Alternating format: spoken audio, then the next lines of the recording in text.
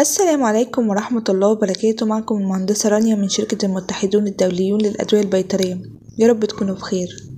لسه مكملين مع بعض سلسلة المشكلة وحلها اللي بنعرفك فيها ازاي تحل كل المشاكل اللي بتقابلك في الدورة مع البرنامج الأورجانيك بعائلة البايوفاكتور والعلف السائل.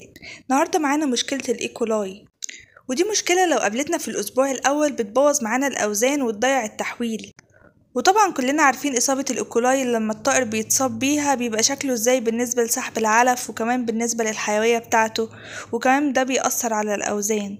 طبعا لو ظهرت معانا مشكلة زي الإيكولاي بنبتدي نحلها بالبرنامج الأورجانيك. بنشتغل بالبايوفاكتور 3 سنتي سقوة 6 ساعات، وده طبعا في الأسبوع الأول، وبتكون معاه المنتا 1 سنتي على 10 لتر مية. كمان بنعمل تحميض علف، وده بيكون لكل كيلو علف بنعمل 2 سنتي من البايوفاكتور عليهم 4 سنتي من المية، وطبعا بيتقلبوا كويس على العلف ويتغطى نص ساعة. ولو نسبة الإيكولاي موجودة شديدة ياريت نبلغ الدعم الفني عشان نشتغل على النسبة العالية دي كويس، وكمان نظبط الأوزان اللي هتبتدي تتأثر من الإصابة. ياريت لو عندكم مشاكل بتحصل في الدورة ومش عارفين تعالجوها ازاي عرفونا او اكتبولنا في الكومنتات ونبتدي نعمل لكم فيديوهات تعالجوها ازاي. اتمنى ما كنتش طولت عليكم. شكرا ليكم. سلام عليكم.